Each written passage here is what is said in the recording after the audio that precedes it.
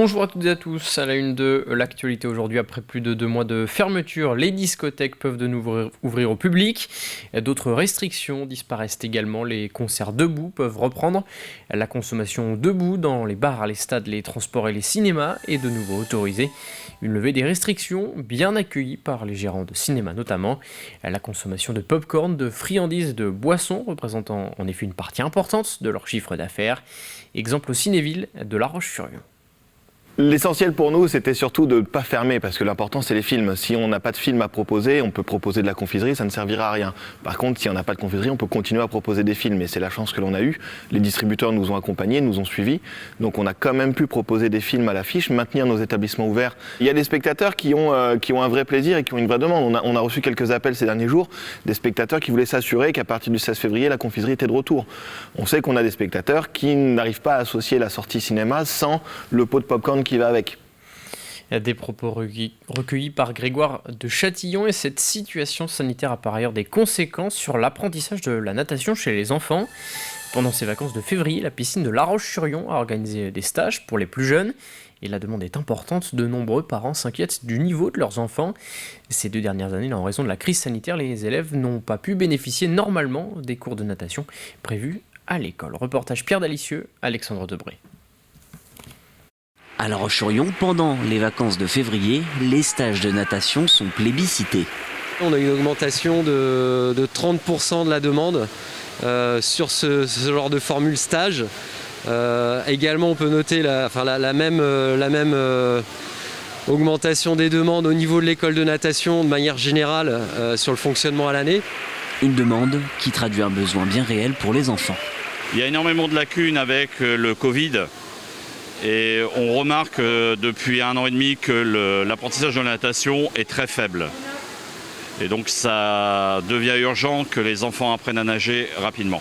J'ai 30 ans de métier, j'ai jamais vu ça, et la natation c'est une utilité publique. Ces lacunes s'expliquent notamment en raison de la crise sanitaire. Les enfants ont de plus en plus peur de l'eau. Parce que comme les établissements étaient fermés, ils n'ont pas eu l'occasion de venir avec leurs parents. Et ils ont peur de mettre la tête dans l'eau, des choses comme ça. Ils appréhendent tout simplement.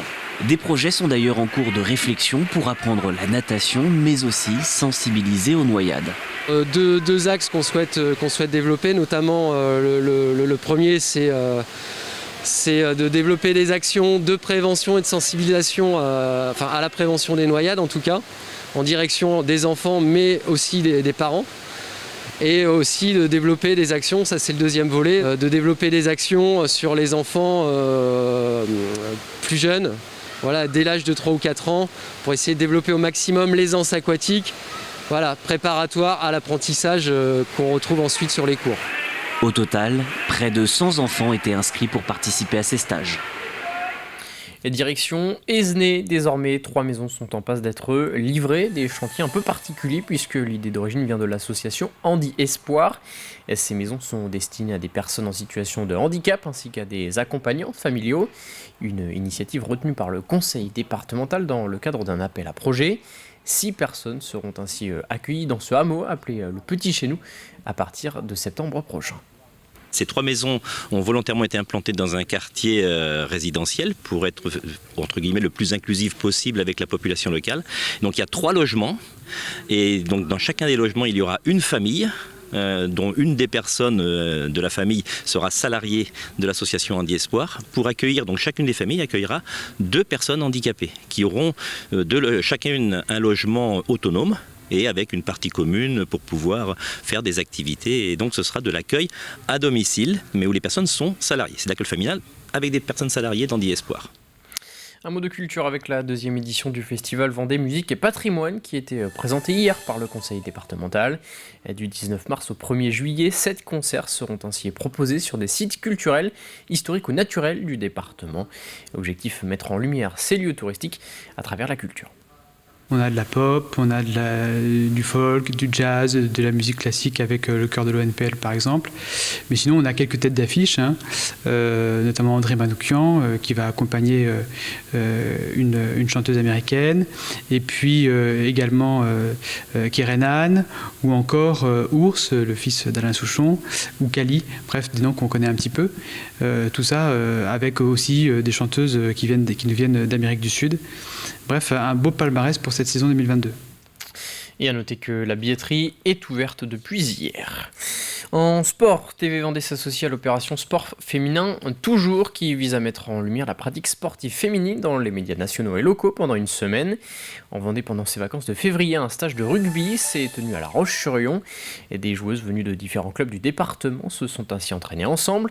Avec ce constat, le rugby se féminise de plus en plus au fil des années. Reportage Pierre Dalicieux. Un stage d'entraînement pendant les vacances. Le but, réunir les différents clubs de filles du département pour améliorer le jeu, mais aussi pour parler du rugby féminin et donner envie à celles qui aimeraient venir jouer. Ça prouve que n'y a pas que les hommes qui peuvent faire ça, enfin les gars. Et puis voilà. On parle de plus en plus. Les gens ils voient de plus en plus que ça s'améliore, que les gens s'inscrivent, viennent, etc. Je pense que c'est important parce que le rugby, c'est même considéré comme un sport très brutal, entre guillemets. Et du coup, je pense que c'est bien d'intégrer aussi les filles, quoi. Un sport qui se féminise de plus en plus depuis plusieurs années, avec notamment les bons résultats du 15 de France féminin. Dans les clubs, la pratique de ce sport s'adapte pour accueillir un maximum de public. Il y a eu des nouvelles pratiques qui ont été mises en place par la Fédération française de rugby. Donc pour les adultes, il y a eu le développement du rugby à 5, donc touché, où en fait il n'y a plus de contact. Et pour les petites filles, il y a eu le baby rugby qui s'est mis en place. Donc pour les jeunes filles en fait qui ont moins de 6 ans, donc de 3 à 6 ans, qui permet en fait une essor du rugby féminin. À La Roche-sur-Yon, le club de rugby a son équipe masculine et désormais son équipe féminine. La volonté du club, c'est d'avoir une équipe au moins en F18 pour que les filles puissent avoir de la compétition au sein du club et puis que ça développe le club. La Vendée compte une cinquantaine de joueuses de plus de 18 ans, un nombre qui ne cesse de croître depuis quelques années. On termine avec du basket en National 1 masculine. Le Vendée Chaland Basket s'est imposé hier soir sur son parquet 91-67 face à Dax. Chaland qui reçoit les Sables d'Olonne ce vendredi à 20h pour un show derby vendéen. Les Sables ne sont qu'à 2 points de Chaland à la 10e place. Une rencontre à suivre en direct sur TV Vendée à partir de 19h45. C'est la fin de cette édition. Très bonne journée sur TV Vendée.